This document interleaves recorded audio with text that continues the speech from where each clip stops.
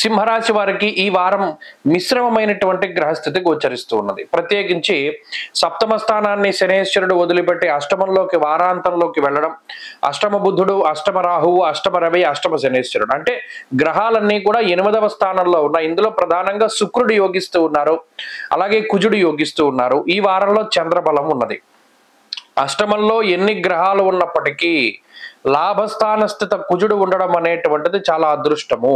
ఎందుకంటే దుర్దోష శత్రు సంవాద, నానా కార్య విరోధస్య, లేకపోతేనేమో అజీర్ణమయ సంతాపం, ఇలా అష్టమంలో ఏ గ్రహం తాలూకు వ్యతిరేకమైన ఫలితాన్ని చూసుకున్నా దాన్ని నిలువరించేటువంటి శక్తి కుజుడుకుంది. ధైర్యం ఏకాదశగతే కుజే, మొట్టమొదట ఆయన ధైర్యాన్ని ఇస్తాడు. సంతోషమర్ధలాభశ్చ అన్నాడు. అంటే ఏవి అయితే గ్రహాలు ఈ వాటిని పలానా సంతోషాన్ని, సుఖాన్ని, సంపదని, ఆరోగ్యాన్ని వీటిని తగ్గించేటువంటి ప్రయత్నం చేస్తూ ఉన్నాయో ఒక కుజుడు మాత్రం సింహరాశి వారికి వాటన్నిటిని ఇస్తాడు. ఒక కుజుడికి అంత బలం ఉన్నది. అనారోగ్యం వచ్చింది, రికవరీ అవుతారు త్వరగా. ఏదైనా ఉపద్రవం రాబోతోంది, ధైర్యంగా ఉండగలుగుతారు, ఎదుర్కొనగలిగేటువంటి శక్తినిస్తాడు. కుజుడు ఎలాంటి శక్తినిస్తాడు అంటే యుద్ధంలో ఒక సైనికుడికి ఎంత గొప్ప పొగరు ఉంటుందో, ఎంత గొప్ప ధైర్యం ఉంటుందో అంత గొప్ప ధైర్యాన్ని, తెలివితేటల్ని, శక్తియుక్తుల్ని ఇస్తాడు. అంటే ఇక్కడ సందర్భాలు ఎదురుపడుతూ ఉంటాయి. అంటే ఉదాహరణకి ఉద్యోగంలో ఏదో ఆటుపోట్లు, ఆరోగ్యంలో ఆటుపోట్లు, కుటుంబంలో విషయాలు, ఆర్థిక పరిస్థితులు ఇవి ప్రభావితం చెందుతూ ఉంటాయి. క్రమేపీ ఒక్కొక్క దాన్ని చాలా తేలిగ్గా, చిక్కుముళ్ళన్నిటినీ చాలా తేలిగ్గా ఇప్పేసినట్టు ప్రతిదాన్ని ఇప్పుకుంటూ వెళ్ళిపోతూ ఉంటారు.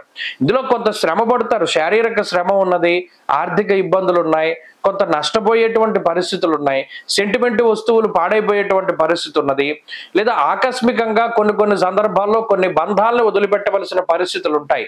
ఏదేమైనప్పటికీ కూడా వాటిని దాటగలిగేటువంటి శక్తి కుజుడిస్తూ ఉన్నప్పుడు భయపడాల్సినటువంటి అవసరం లేదు.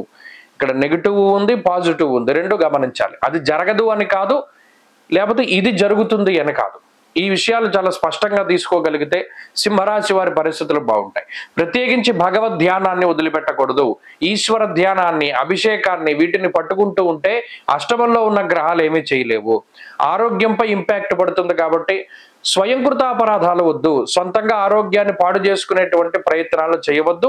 ఈ విషయాన్ని దృష్టిలో పెట్టుకోండి.